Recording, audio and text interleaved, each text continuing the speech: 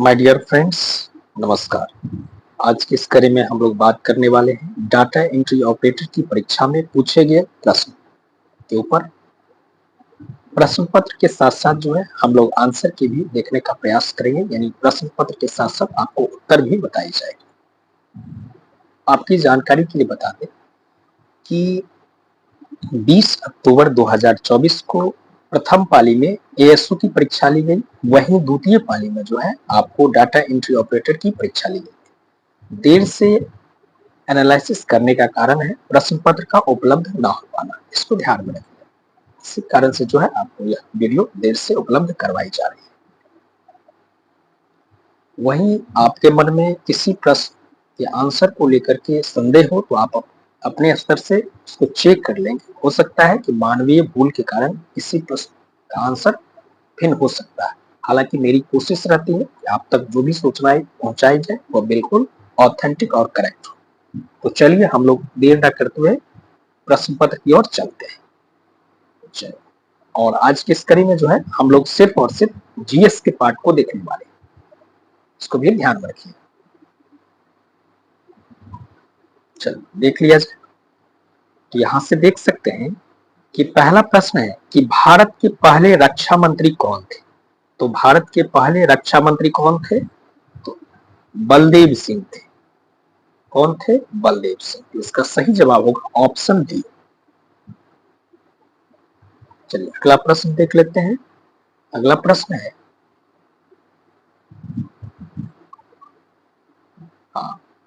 प्रश्न संख्या 47 है कि किस संवैधानिक संशोधन द्वारा मूल कर्तव्य को जोड़ा गया था। यहां से आप इंग्लिश को देख सकते हैं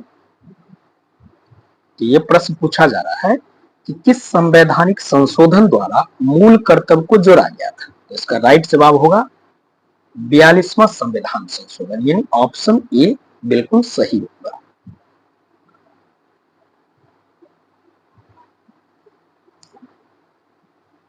वहीं अगला है कि अंतर्राष्ट्रीय न्यायालय के प्रथम भारतीय न्यायाधीश कौन थे।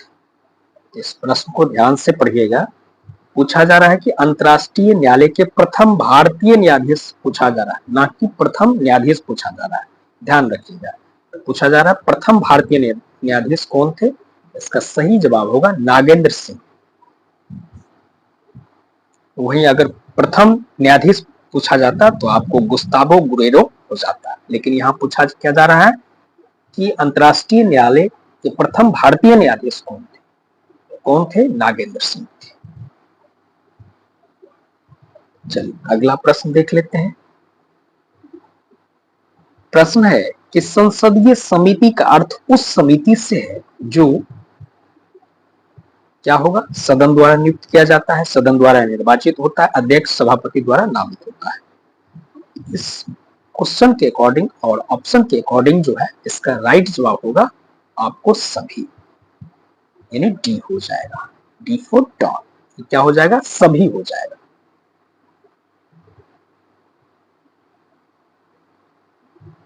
वही अगला है कि वर्तमान में भारत के नियंत्रक एवं महालेखा परीक्षक कौन है। तो आपको जानकारी में होगी ही कि भारत के नियंत्रक एवं महालेखा परीक्षक वर्तमान में कौन है। तो गिरीश चंद्र मुर्मू है, यानी ऑप्शन सी होगा। वहीं अगला है कि राष्ट्रीय महिला आयोग की वर्तमान अध्यक्ष कौन है। तो अकॉर्डिंग टू ऑप्शन जो है इसका सही जवाब होगा रेखा शर्मा। लेकिन आपकी जानकारी के लिए बता दें, हालांकि आपको जानकारी में होगी ही कि राष्ट्रीय महिला आयोग की वर्तमान अध्यक्ष जो है वो बदल गई है। कौन है आपको मैसेज करके बताना है।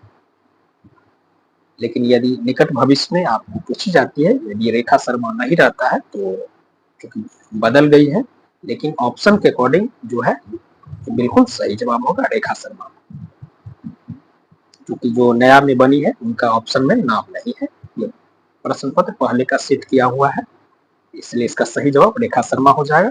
चलिए वहीं अगला है कि निम्नलिखित में से कौन सा देश संयुक्त राष्ट्र सुरक्षा परिषद का अस्थायी सदस्य नहीं है। क्या पूछा जा रहा है कि अस्थायी सदस्य नहीं है। तो संयुक्त राष्ट्र सुरक्षा परिषद में जो है वो 5 अस्थायी सदस्य हैं, आपको जानकारी में होगी। अकॉर्डिंग टू ऑप्शन जो है इसका सही जवाब होगा आपको जर्मनी हो जाएगा। क्या होगा? जर्मनी होगा, क्योंकि फ्रांस, अमेरिका और रूस तो ये अस्थायी सदस्य है ही, चाइना अकॉर्डिंग टू ऑप्शन जो है पूछा जा रहा है कि नहीं है, इसलिए इसका सही जवाब क्या होगा? जर्मनी होगा। ऑप्शन ए करेक्ट होगा। अगले प्रश्न की ओर चलते हैं हम लोग। अगला प्रश्न देख लेते हैं। अगला प्रश्न देख लीजिए, इधर हम लोग देख चुके हैं। चलिए अगला प्रश्न है, यहाँ से आप लोग इंग्लिश को देख लीजिए, जिनको इंग्लिश देखना है। अब हम लोग यहाँ से देख लेते हैं। पूछा जा रहा है कि भारतीय संविधान के निम्नलिखित में से किस अनुच्छेद में धन विधेयक की परिभाषा दी गई है? तो धन विधेयक की परिभाषा किसमें है? तो आर्टिकल 110 में चर्चा किया गया है। तो राइट जवाब होगा 53 का ऑप्शन ए 110। अगला प्रश्न है कि निम्नलिखित में से किस संविधान संशोधन के द्वारा अनुच्छेद 21A को भारतीय संविधान में जोड़ा गया है? यानी निम्नलिखित में से किस संविधान संशोधन के द्वारा अनुच्छेद 21A को भारतीय संविधान में जोड़ा गया था? इसका सही जवाब होगा 86वां संविधान संशोधन 2002। क्या होगा? ऑप्शन सी हो जाएगा, यानी इसका 54 का ऑप्शन सी हो जाएगा 86 संविधान संशोधन। यहाँ से आप लोग इंग्लिश देख लीजिए, यहाँ से हम लोग हिंदी देख लेते हैं। भारत के राष्ट्रीय मानवाधिकार आयोग के प्रथम अध्यक्ष कौन थे? तो इसका सही जवाब होगा रंगनाथ मिश्रा, यानी न्यायमूर्ति रंगनाथ मिश्रा, यानी ऑप्शन सी सही हो जाएगा। अगला है कि भारत की संविधान सभा का संवैधानिक सलाहकार कौन था? भारत की संविधान सभा का संवैधानिक सलाहकार कौन था? तो वीएन राव थे। कौन थे? वीएन राव, यानी ऑप्शन ए।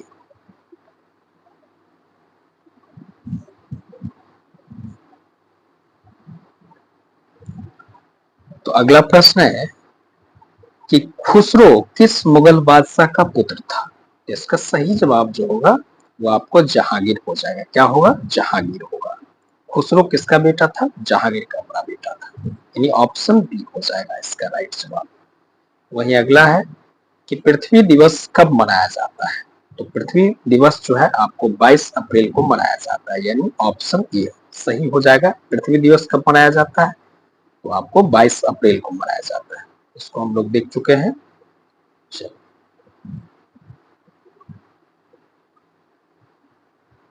अगला प्रश्न देख लेते हैं।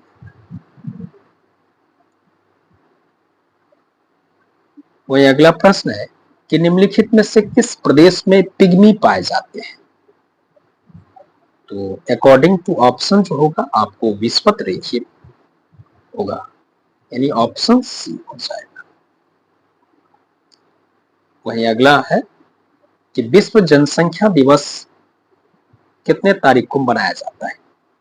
इसका सही जवाब होगा आपको इसका सही जवाब होगा 11 जुलाई।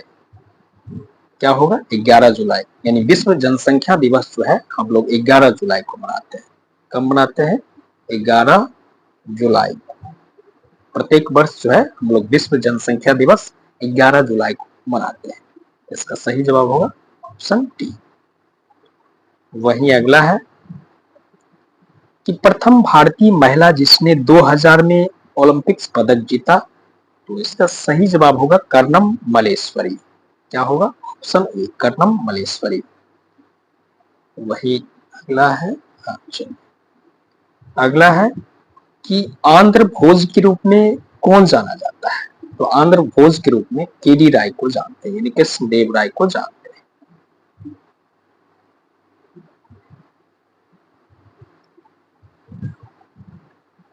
वही है अगला है कि किससे काकोरी संयंत्र कांड में आजीवन कारावास हुआ था? तो आपको सचिंद्र नाथ सन्याल को हुआ था। और किस देश के साथ रेड क्लिफ भारतीय रेखा सीमा बनाती है? यानी किस देश के साथ रेड क्लिफ रेखा भारतीय सीमा बनाती है? तो पाकिस्तान के साथ, यानी ऑप्शन डी हो जाएगा। वही अगला है कि कौन सी नदी गंगा नदी की सहायक नदी नहीं है, नहीं पूछा जा रहा है। तो सोन, गोमती, रामगंगा ये सभी गंगा की सहायक नदी है। तो अकॉर्डिंग टू ऑप्शन जो है आपको बेतवा हो जाएगा, यानी ऑप्शन बी हो जाएगा। राइट जवाब बेतवा हो जाएगा। यहाँ से इंग्लिश देख लीजिए, इधर हम लोग हिंदी देख लेते हैं। हिंदी है कि निम्नलिखित में से कौन सा राष्ट्रीय पार्क उत्तर प्रदेश में स्थापित है। तो कौन सा राष्ट्रीय पार्क जो है उत्तर प्रदेश में स्थापित है। तो दुधवा नेशनल पार्क जो है आपको उत्तर प्रदेश में है। काजीरंगा आसाम, जिम कॉर्बेट उत्तराखंड और बांधव राष्ट्रीय जो है वो आपको मध्य प्रदेश में है। तो पूछा जा रहा है कि उत्तर प्रदेश में स्थापित है। इसका राइट जवाब होगा दुधवा नेशनल पार्क, दुधवा राष्ट्रीय उद्यान, ऑप्शन सी सही होगा। वहीं अगला है कि निम्न में से कौन सी जगह पर उत्तरी पश्चिमी रेलवे का मुख्यालय है। इसका मुख्यालय कहाँ है, जयपुर में। वहीं अगला प्रश्न है कि एटलस पर्वत किस महाद्वीप में स्थित है। इसका सही जवाब होगा आपको अफ्रीका हो जाएगा। एटलस कहाँ है, अफ्रीका में।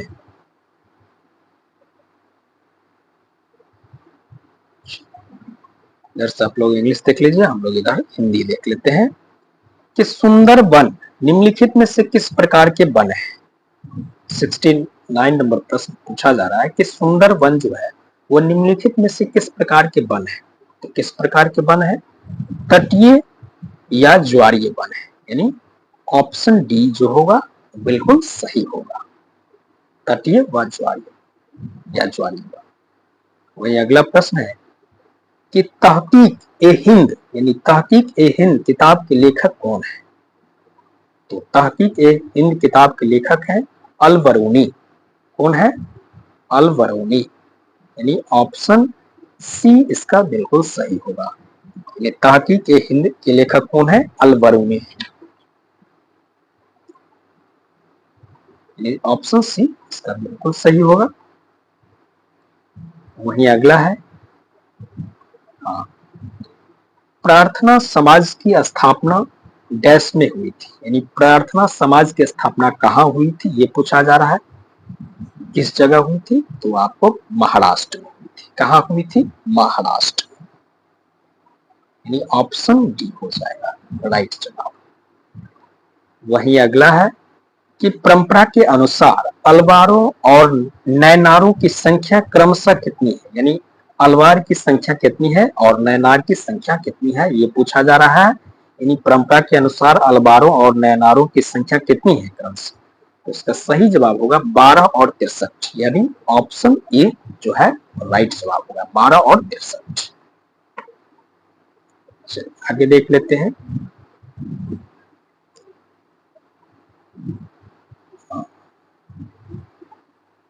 वही अगला है 73 नंबर, संथाल विद्रोह के मुख्य नेता कौन थे। तो इसका सिद्धू हो जाएगा, सिद्धू कानू, ऑप्शन ए इसका राइट जवाब होगा, ऑप्शन ए सिद्धू।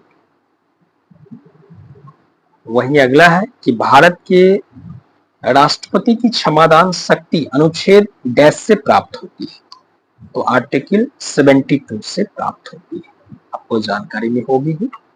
बेसिक प्रश्न है कितना में, आर्टिकल 72 यानी अनुच्छेद 72 में वर्णित है।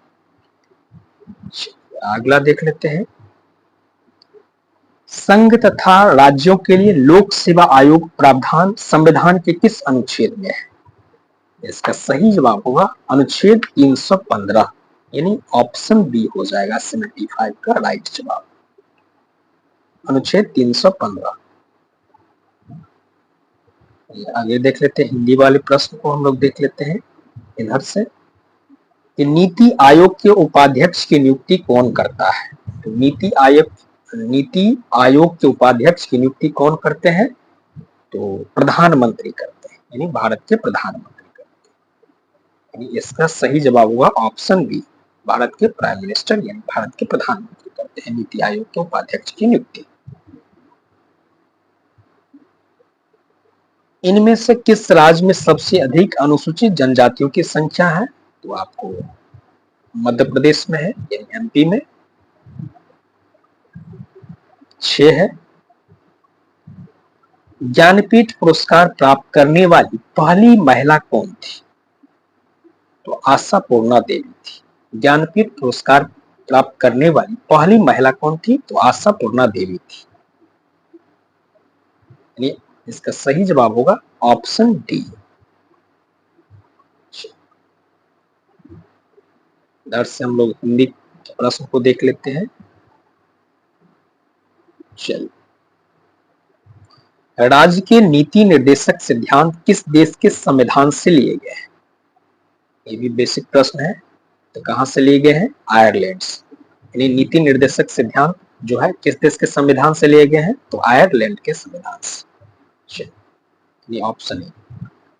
वही अगला प्रश्न है, किस शासक को ग्रैंड ट्रंक रोड के निर्माण का श्रेय दिया जाता है?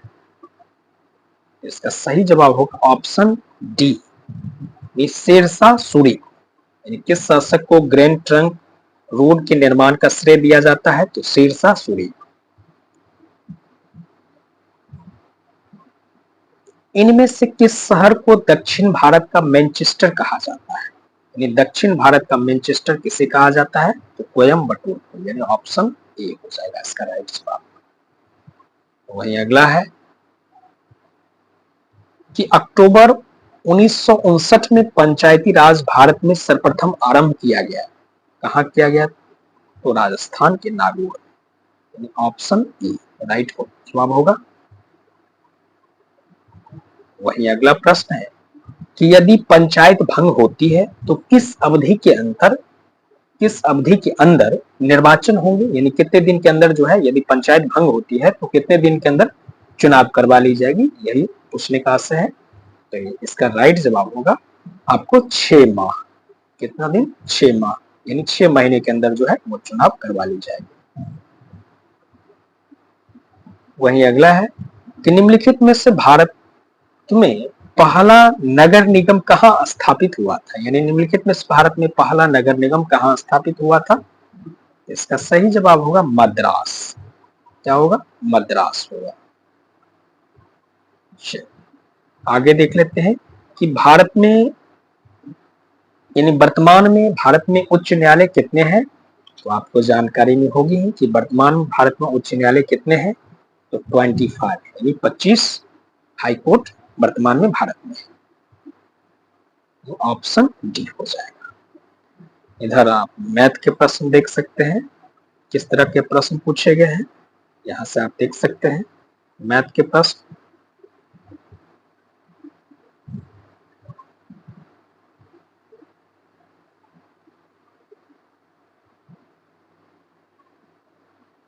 तो ये था आपको डाटा एंट्री ऑपरेटर की परीक्षा में यानी डीईओ की परीक्षा में पूछे गए प्रश्न। मिलते हैं एक नई वीडियो में, तब तक के लिए धन्यवाद। जय हिंद।